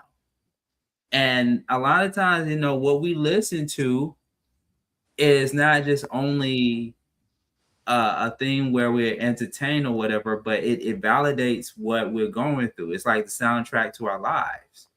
And so now, with this whole, I give you another example too. And like I said, these artists, they're a big impact to people's lives, even relationships. The Usher and Chris Brown tour. That is going to be, you want to talk about turning up, that's going to be, a lot of people in Atlanta are going to get turned the blank out when the Usher Chris Brown tour hits Atlanta. Mm-hmm. I've already heard women, and this is no lie, this is a true story. I already heard women saying they're getting ready to bring out the divorce papers to their husbands as they're getting ready to set money aside to go to the Usher Chris Brown concert. Is that real? Or are they just... I'm not making this up. This is true. I mean, I'm making this up. That's sad. They want a shot. They just want their shot. No, that's sad because, you know what? Honestly, like Buffy said in the comment section, they want to get turned up and turned out. And then they'll wake up the next day feeling horrible and see that it really wasn't worth it. Again, choices. Come on, people. We have to do better. All entertainment, man. That's all entertainment. They're doing that because it's entertainment. Yeah, they're going to take your money. They're going to take your money and you would have lost your husband. Really? Women will do it because they want that shot. They want that time. You get a couple of seconds of fame. You get the notoriety for that purpose, for that moment. And if a woman is ready to get divorced because of a moment with an artist, they didn't have a real relationship anyway. The relationship was not built on what the man expected it to be. And if an artist that's, I mean, you see that artist for how long? It's gonna be moments, man. It's seconds. It's seconds. One photo, they feel like it lasts forever. And women have a thing, we can a man can say one thing and we can hold it for years, right? Women have the capability of doing that. And unfortunately, when they do that, there's something gonna be wrong because he's not going home with you. They're not going home with you. So you're gonna, if you want that moment just to say you did it, then hey, that's them. But a lot of relationships will break up after this, I'm sure, after that concert. There were some breakups that It's happened during Usher's it's gonna residency happen. in Vegas. That means that woman really wasn't for that man anyway. Because Yeah, if that's that wasn't disrespectful, real. that's disrespectful. If Wait, were you saying she was for the streets? You were saying she was for the streets? she wasn't the right one. It's like saying, okay, I don't know, say Janet Jackson or Nicki Minaj or somebody comes out and they're doing that and they'll do the poses for a man. The woman is gonna, how is she gonna feel, right? There's no reciprocity on that. You have to be able to know that whatever choice you make for that moment, you just gotta live with it, and that other person doesn't have to accept it. So Yeah. if they want to ruin their relationship for a moment, that relationship wasn't meant to be. This is probably the last comment from Buffy herself. Many people have ADD and it shows up in their relationships. I think everyone has a touch of ADHD, to be honest. ADHD. Every single one of us. ADD issue, yeah. I mean, well, yeah, what do you expect? If you bring your cell phone to the bedroom every night, then, what do you expect? Correct. Yeah. Yeah. We're never gonna, I'm never gonna be okay to say, hey, that turned up life is the right thing to do. If people will regret it in the long run, they're gonna regret it. They're gonna lose wonderful men for this concert. After this concert, they're gonna ruin their lives. But they just have to deal with it afterwards. And then, they'll bring that baggage to the next man. Unfortunately, that's just how it's gonna be until that person grows up and realize, hey, that man is just doing his job. It's a job at the end of the day. It's a job. He's taking your money. It's a job. That's what his purpose is, to entertain you and take your money. And that's it. And when it's over, they're going to go back to their lives. Yeah. Even if they sleep with him, it's not going to be forever. It's not going to be long. She's not going to be able to take that man over Chris Brown from his girl. He just had another baby, right? It's like, how? It's entertainment, y'all. It's entertainment. Reality shows is all entertainment. You could go, if somebody want to do a reality show and it's going to be clean, it's not going to sell because people want to see mess. People want to see messy lives because their lives are like, they don't have that much action, so they want to see it. The messier the show, the better the show. But that's not real life. That's them entertaining. They could have a great scene. And I've heard actors say they had a clean scene, great scene, but they let that person go because they weren't bringing enough drama. So they have to bring somebody else in. Right. But see, that's the thing. And I think now we're getting somewhere. And that's probably why I'm in the situation that I'm in with women in Atlanta, because it's like, okay, they're waiting for me to mess up. They're waiting for me to say something wrong that could trigger them. And they just wanted to turn it into a show. They wanted to turn it into a show, either publicly or privately, or put me on blast on social media. And it becomes entertaining to them. I'm like, I'm 42. I don't need to turn up. I need a woman to turn me down. Correct. Mm-hmm. You know what I'm saying? Yeah. And getting turned out. But that's a whole different conversation. I get it from this morning's conversation that we're having and everything. But in the few minutes that we have here, as I'm still exploring the dating life, why should a brother like myself in Atlanta, why should I not give up hope for the single ladies, for the single women in Atlanta? Should I, my mother, shout out to my mom, she's probably watching.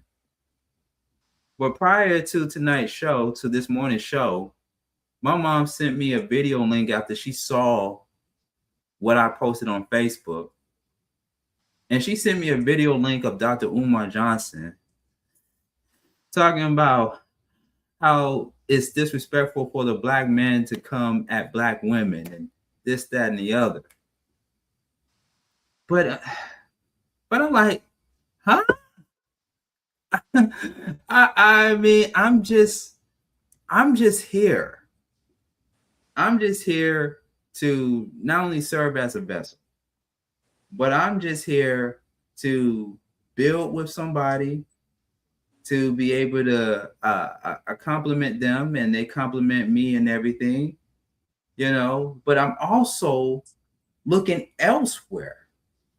I'm not out here disrespecting no black women and stuff. And, you know, some people felt like when I made that post on Facebook, some people felt like I disrespected black women. Actually, if y'all want to know something really quick, I've had 2 black women that tried to hook me up with someone outside of my race. There's nothing wrong with that. There's nothing wrong with dating. People date who they want to date. We have strong black women. Look at that. We had vice president. We have too many. We have too many. Keisha Lance Bottoms. She's Atlanta. You know, we have people, women of color that are strong, handling, stepping on business, standing on business, trying to help the community.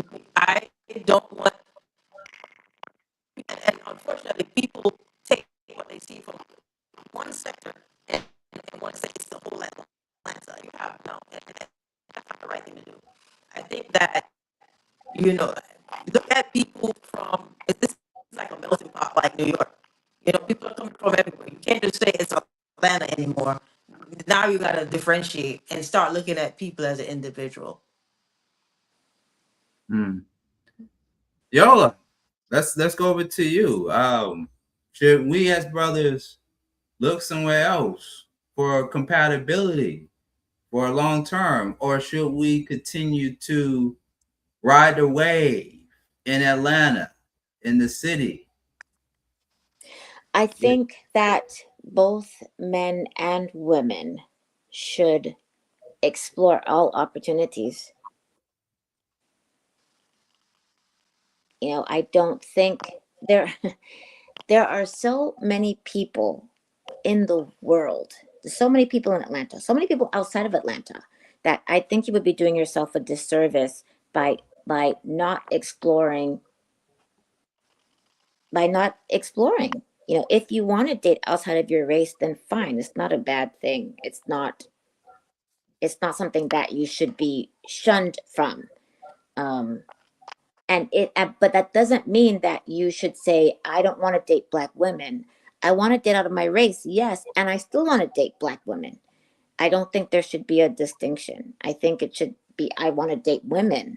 I want to find that right person for me, because at the end of it, what's important is that you find that person for you, the person that compliments you, the person that you can communicate effectively. And that person might not be somebody in your race. And it might be, you don't know. You have to put yourself out there. Don't give up on Atlanta, but put yourself out there and just maybe be more selective. You know, look at where you're finding the people that you're trying to date.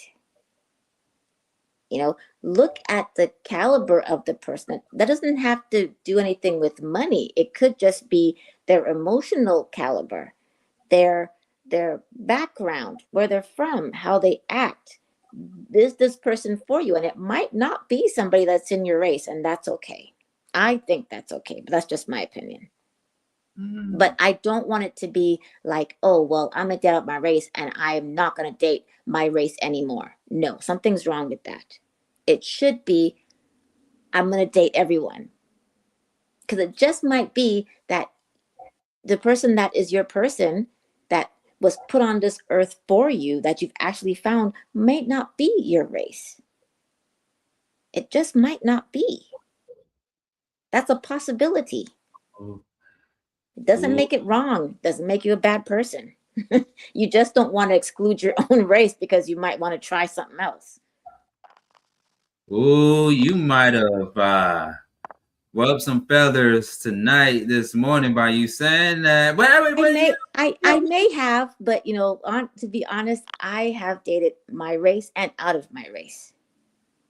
So I got well. So the person would ask, right before we get up out of here, the person would ask you, Yola, which one was better. I don't have a better, only because they all were good in their own ways. They just were. I saw what I wanted. This person had what I wanted, and I went for that. Or they pursued me, or vice versa. So it wasn't, which is better. I don't really look at it that way, because I think that looking at it like that limits yourself. It limits you from finding that Mary J. Blige real love, minus all the hurtful lyrics. Let me interject if I have time, Sean. So, Yeah. Okay, so culturally, I was born in Jamaica, right? I grew up in New York. And a lot of Jamaican want to date Jamaican. So I understand what you're saying with the Atlanta thing, but, it's not something that has to be a must. And people, do what pleases you. If you think that somebody from outside of you just don't, when you generalize it and say all women and all men, that's where the problem is. You can say, hey, I've encountered a few people in Atlanta that I didn't like.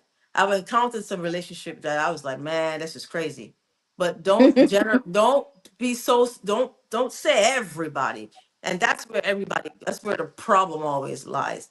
When you say all black women are angry, all Yes, black all women black are this. men. You can't say that. Yeah. You will get feedback. But if you say, hey man, I've encountered some from my environment. I've encountered some women, and all they do is drugs and all. That's your perspective, because that was your environment. That was what you were exposed to. So we need to just stop saying it. To clear up all of this. I think if we just stop saying all, then it'll be more peaceful. Yeah. Stop saying all and stop putting people in boxes. Yeah, you can't be. We're always putting people in a box, a specific box, a cage, so you can't fly free, and that just doesn't work. Yeah, we got some super bad sisters doing some great things. I think, but the thing about it though, a lot of times, especially us as broadcasters and podcasters, because I see podcasters do this a lot, is now in the world of media, right? We hear a lot of podcasters and broadcasters and even journalists and people, they always bring up the Black community. When we think of the Black community, what do we think about? Do we think about all of us or a certain type of diaspora? Because a lot of times, when we as journalists and as podcasters and broadcasters, when we talk about the Black community, it's like in a different form compared to people that are in a Black elitist world. Because when somebody brings up Black community, it's in the category of, if we're going to be very honest and transparent, it's in the category of poverty, homelessness, broke, always complaining about the issues, not getting anything done, this, that, and the other, right? But isn't the Black community supposed to be all of us, or just only a certain diaspora? The Black community is all of us. Hey, do you like, if you had a kid, first of all, do you like the term all men are dogs? Do you like the term all Black men don't take care of their kids? The statistics have changed throughout the years. And now we're giving our brothers props. We're giving them props like, yo, brothers want to step up and be in their kids' life. But only Black people are in jails. No, that's what the media want to portray. You know how many you know how many crimes are done by other races, but no, they want to portray blacks being this and blacks being horrible. But you know, people want to. It's what the media want to highlight. So hey, As far as the Black community should encompass all of us, regardless of caste, class, etc. But I think that lots of times when people hear the term or say Black community, they think about the impoverished, because that's the community that needs help. And ultimately, if you are of the group that doesn't need help, you should want to help your people that need help. And a lot of us need help. It's unfortunate that there's this, because that in itself is separation, is a line. It keeps us separate, as with any other race. Money keeps people separate. Your caste, your class keeps you separate. But it should be together, yes. But the reality of it is that those communities, when you hear the word Black community, it is communities that are impoverished and they need help. They just do. You know, they need help. They need help. They need our help. They need our help for awareness. They need our help for money. They need our help. You know, it's just unfortunate that that is what is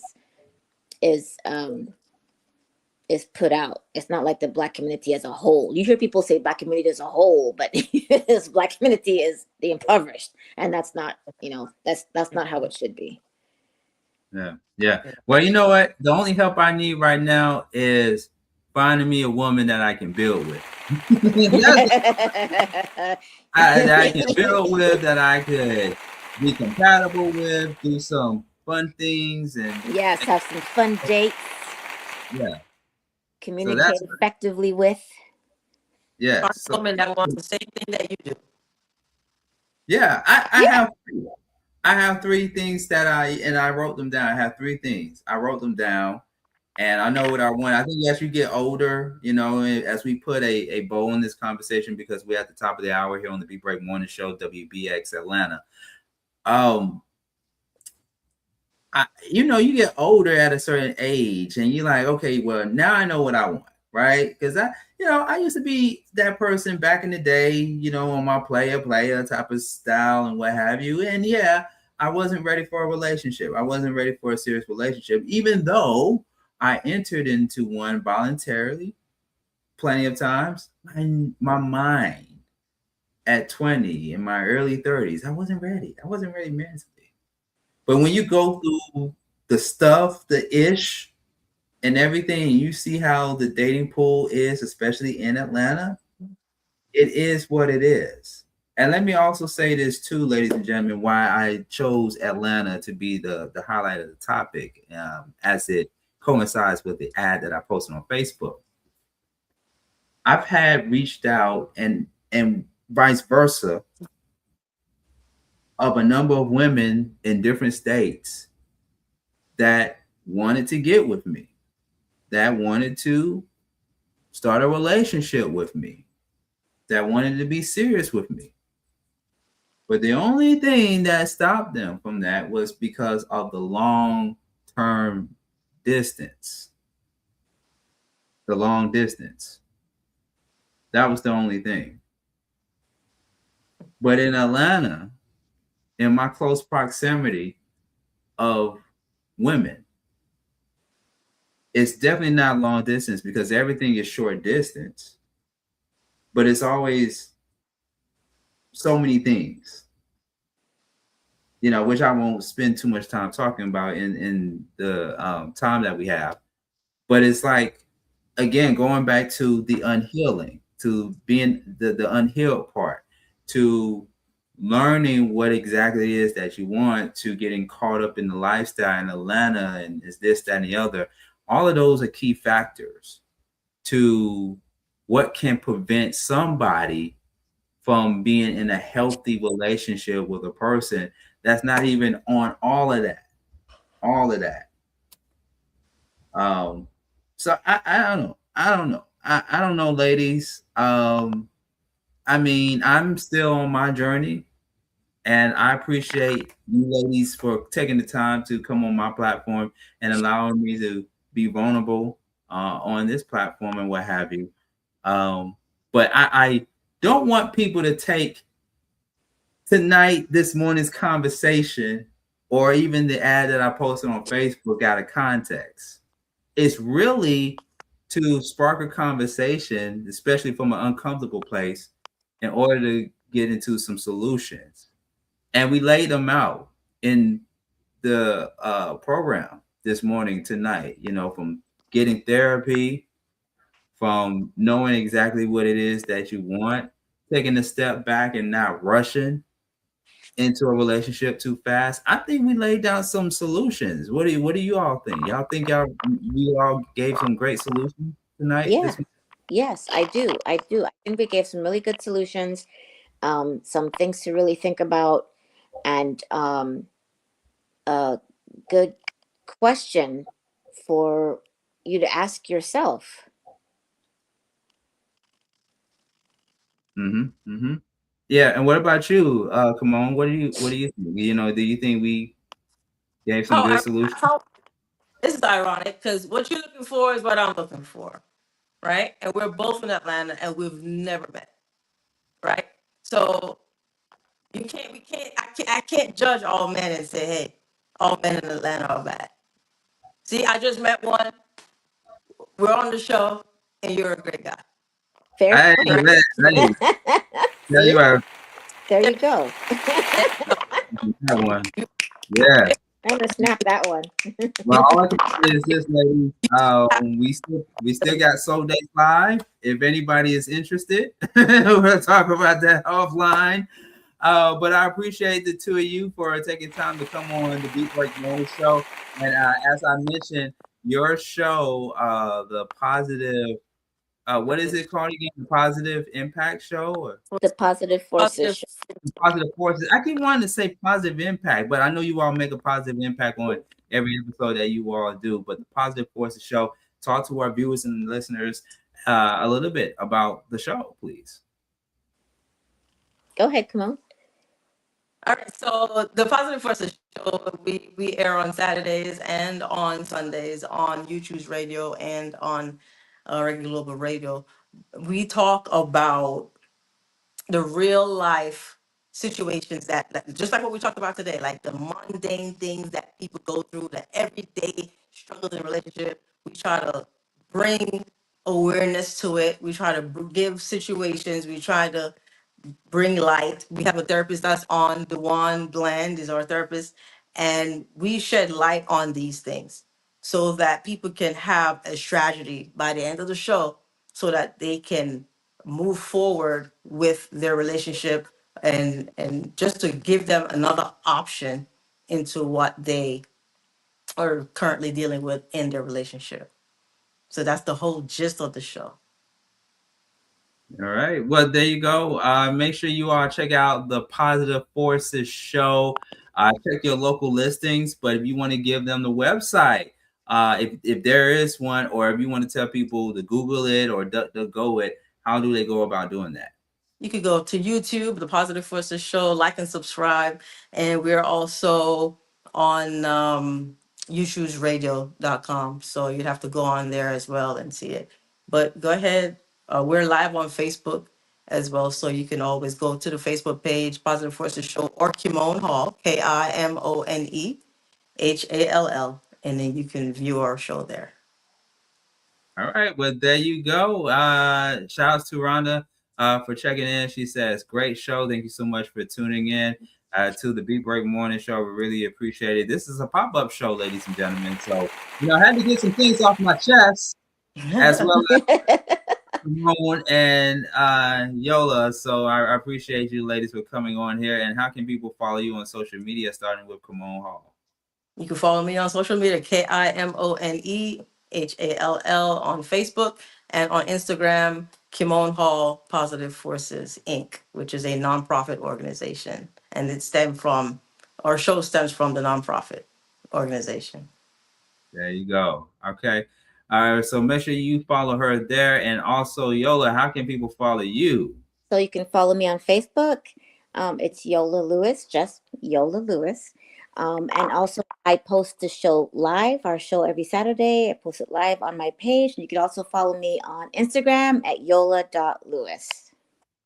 All right. I love it. Well, I appreciate you ladies for coming on. We thank you for taking the time to be a part of this conversation.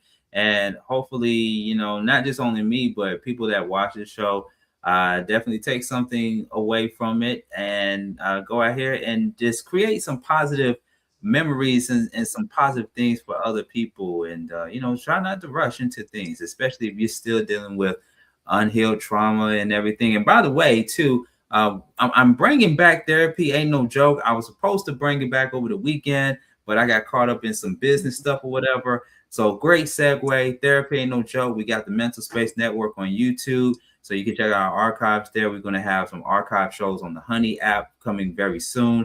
But yeah, Therapy Ain't No Joke is coming back. I want to make sure that I employ that before we get up out of here, because therapy ain't no joke.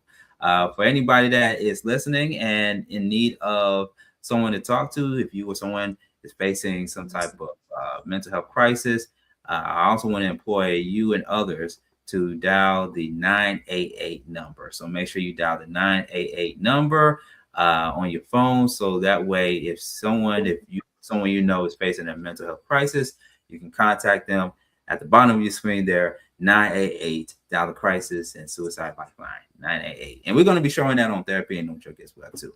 So we really appreciate it. Thank you so much, ladies, for coming through to the Beat Break Morning Show.